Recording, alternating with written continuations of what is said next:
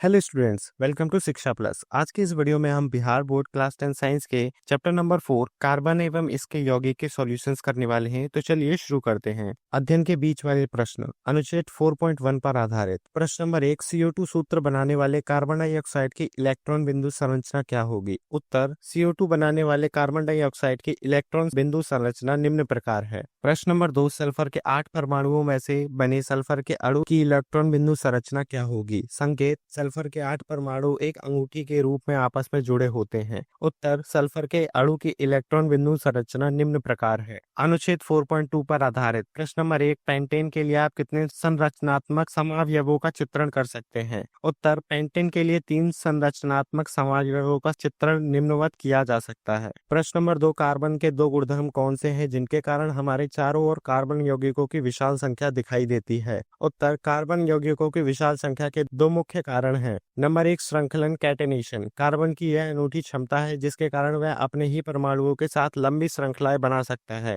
ये श्रृंखलाएं सीधी, शाखित या चक्रीय हो सकती हैं। यह गुण कार्बन को असीमित संख्या में यौगिक बनाने की अनुमति देता है। नंबर 2, चतुर संयोजकता टेट्रावैलेंसी। कार्बन की संयोजकता 4 होती है जिसका अर्थ है कि यह अपने बाहरी कोश में 4 इलेक्ट्रॉन साझा कर सकता है। इससे कार्बन एकल, द्विक या त्रिक सहसंयोजक बंध बना सकता है, न केवल अपने परमाणुओं के साथ बल्कि अन्य तत्वों के साथ भी। इन 2 गुणों के संयोजन से कार्बन अत्यधिक विविध और जटिल यौगिक बना सकता है जिससे हमारे चारों ओर कार्बनिक यौगिकों की इतनी विशाल संख्या दिखाई देती है। यह विविधता जीवन के लिए आवश्यक जैव अणुओं से लेकर दैनिक जीवन में उपयोग होने वाले सिंथेटिक पदार्थों तक सभी में दिखाई देती है। प्रश्न नंबर 3, साइक्लोपेंटेन का सूत्र तथा इलेक्ट्रॉन बिंदु संरचना क्या होंगे? उत्तर, साइक्लोपेंटेन का सूत्र C5H10 होता है। C5H10 की इलेक्ट्रॉन बिंदु संरचना निम्न प्रकार से है। प्रश्न नंबर 4, निम्न यौगिकों की संरचना चित्रित कीजिए। एथेनोइक अम्ल, ब्रोमोपेंटेन, ब्यूटेनोन, हेक्सेनल। क्या ब्रोमोपेंटेन की संरचनात्मक समावयव संभव है? संरचना कुछ इस प्रकार है। हाँ, ब्रोमोपेंटेन की संरचनात्मक समावयव संभव है।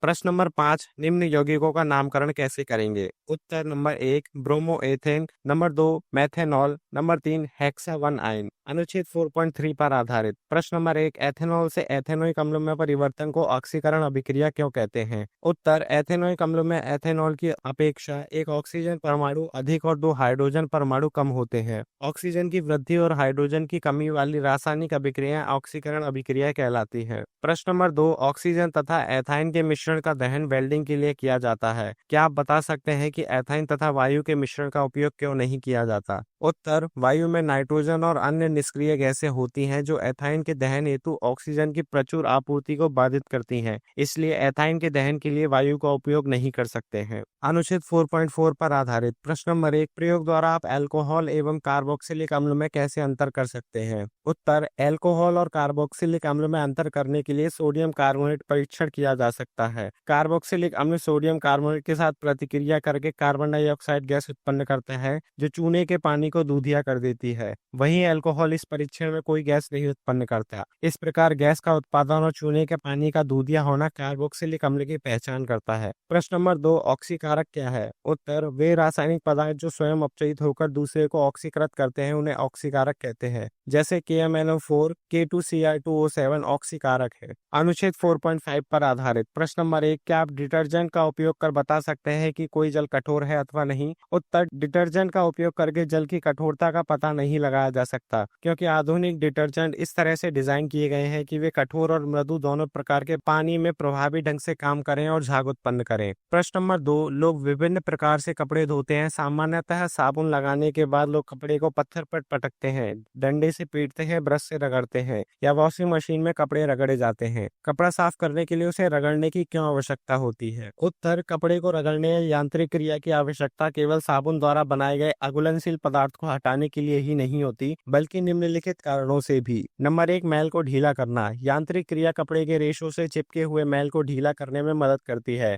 नंबर 2, साबुन या डिटर्जेंट का प्रसार। रगड़ने से साबुन या डिटर्जेंट कपड़े के सभी हिस्सों में अच्छी तरह से फैल जाता है। नंबर 3, सतह क्षेत्र बढ़ाना। रगड़ने से कपड़े की सतह का क्षेत्र बढ़ जाता है जिससे साबुन और पानी के साथ अधिक संपर्क होता है। नंबर 4, मैल का निष्कासन, यांत्रिक क्रिया मैल के कणों को कपड़े से अलग करने और उन्हें पानी में निलंबित करने में मदद करती है। अभ्यास प्रश्न नंबर 1, एथेन का आणविक सूत्र C2H6 है। इसमें 6 सहसंयोजक आबंध हैं, 7 सहसंयोजक आबंध है, 8 सहसंयोजक आबंध है, 9 सहसंयोजक आबंध है। उत्तर होगा बी, 7 सहसंयोजक आबंध है। प्रश्न नंबर 2, ब्यूटेनॉन चतु कार्बन यौगिक है जिसका प्रकार्यात्मक समूह है कार्बोक्सिलिक अम्ल, एल्डिहाइड, कीटोन, एल्कोहल। उत्तर होगा सी, कीटोन। प्रश्न नंबर 3, खाना बनाते समय यदि बर्तन की तली बाहर से काली हो रही है तो इसका मतलब है कि भोजन पूरी तरह नहीं पका है, ईंधन पूरी तरह से नहीं जल रहा है, ईंधन आर्द्र है, ईंधन पूरी तरह से जल रहा है। उत्तर होगा बी, ईंधन पूरी तरह से नहीं जल रहा है। प्रश्न नंबर 4, CH3Cl में आबंध निर्माण का उपयोग कर सहसंयोजक आबंध की प्रकृति समझाइए। उत्तर, CH3Cl की आबंध संरचना निम्न प्रकार है। उपयुक्त संरचना में 3 हाइड्रोजन परमाणु कार्बन से सहसंयोजक आबंध द्वारा जुड़े हैं। कार्बन और क्लोरीन के बीच भी सहसंयोजक आबंध है, परंतु क्लोरीन कार्बन की अपेक्षा अधिक ऋणात्मक है, इसलिए यह एक ध्रुवीय सहसंयोजक आबंध बनाती है। CH3Cl is equal to CH3 positive Cl negative. प्रश्न 5, इलेक्ट्रॉन बिंदु संरचना बताइए। नंबर ए, एथेनॉइक अम्ल की इलेक्ट्रॉन बिंदु संरचना कुछ इस प्रकार होगी। नंबर 2, H2S की इलेक्ट्रॉन बिंदु संरचना कुछ इस प्रकार होगी। नंबर सी, प्रोपेनॉन की इलेक्ट्रॉन बिंदु संरचना कुछ इस प्रकार होगी। नंबर डी, F2 की इलेक्ट्रॉन बिंदु संरचना कुछ इस प्रकार होगी। प्रश्न नंबर 6, समजातीय श्रेणी क्या है, उदाहरण के साथ समझाइए। उत्तर, कार्बन यौगिकों का वह समूह जिनका सामान्य सूत्र एवं क्रियात्मक समूह एक जैसा होता है उसे समजातीय श्रेणी कहते हैं तथा उसके सदस्यों को समजात गण कहते हैं, जैसे methanol CH3OH, ethanol CH3CH2OH, propanol CH3CH2CH2OH। समजातीय श्रेणी के सदस्यों के निम्नलिखित लक्षण हैं। नंबर ए, सभी सदस्यों को एक सामान्य सूत्र द्वारा प्रदर्शित कर सकते हैं। नंबर बी, सभी सदस्यों का एक ही क्रियात्मक समूह होता है। नंबर सी, प्रत्येक क्रमागत सदस्य के अणु सूत्र में CH2 का अंतर होता है।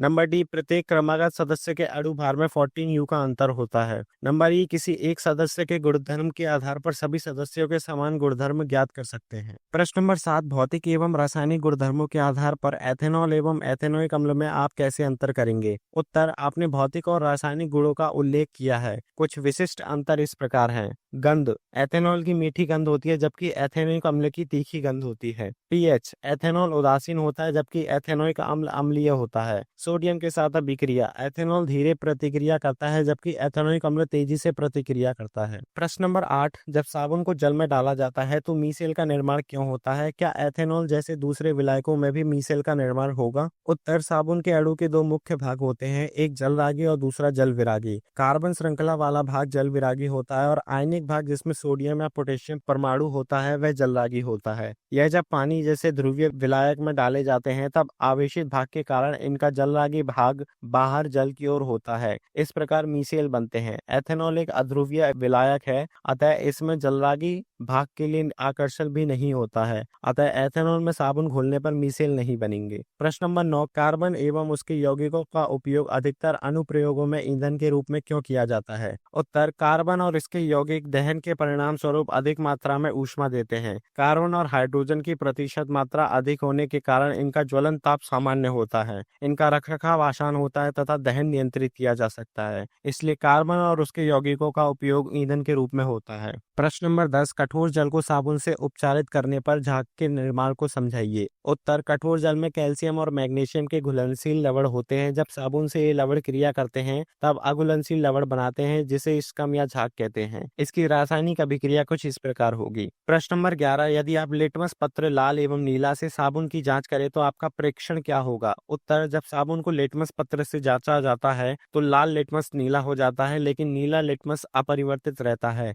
यह इसलिए होता है क्योंकि साबुन हल्का क्षारीय होता है जो अम्लीय पदार्थों को निष्प्रभावी कर देता है। प्रश्न नंबर 12, हाइड्रोजनीकरण क्या है, इसका औद्योगिक अनुप्रयोग क्या है। उत्तर, हाइड्रोजनीकरण वह प्रक्रिया है जिसमें असंतृप्त यौगिकों में हाइड्रोजन जोड़ा जाता है। इसका उपयोग वनस्पति तेल को वनस्पति घी में बदलने और पेट्रोलियम उत्पादों की गुणवत्ता सुधारने में किया जाता है। प्रश्न नंबर 13, दिए गए hydrocarbon C2H6, C3H8, C3H6, C2H2 एवं CH4 में किसमें संकलन अभिक्रिया होती है। उत्तर, C2H2 CH2 एथाइन और C3H6 प्रोपीन में संकलन अभिक्रिया होती है। ये दोनों असंतृप्त यौगिक हैं जिनमें क्रमशः तीहरा और दोहरा बंध होता है जो अतिरिक्त अणुओं को जोड़ सकते हैं। प्रश्न नंबर 14, मक्खन एवं खाना बनाने वाले तेल के बीच रासायनिक अंतर समझने के लिए एक परीक्षण बताइए। उत्तर, मक्खन और खाना पकाने के तेल के बीच अंतर जानने के लिए उनमें ब्रोमीन जल मिलाएं। तेल ब्रोमीन को अवशोषित कर लेगा और रंग बदल जाएगा, जबकि मक्खन में कोई परिवर्तन नहीं होगा। यह असंतृप्त और संतृप्त वसा के बीच अंतर दर्शाता है। प्रश्न नंबर 15, साबुन की सफाई प्रक्रिया की क्रियाविधि समझाइए। उत्तर, साबुन के अणुओं में दो भाग होते हैं, एक जलरागी हाइड्रोफिलिक और दूसरा जल विरागी हाइड्रोफोबिक। जब साबुन पानी में मिलता है तो ये अणु गोलाकार संरचनाएं बनाते हैं जिन्हें मीसेल कहते हैं। मीसेल में जल विरागी भाग अंदर की ओर और जलरागी भाग बाहर की ओर होता है। यह संरचना तेल और गंदगी को घेर लेती है और उन्हें पानी में घुलनशील बना देती है। इस तरह साबुन मैल को कपड़ों से अलग करके पानी में घोल देता है, जिससे कपड़े साफ हो जाते हैं। और आज का सॉल्यूशन वीडियो यही समाप्त होता है। मिलते हैं एक और नए सॉल्यूशन वीडियो के साथ, तब तक कीप लर्निंग।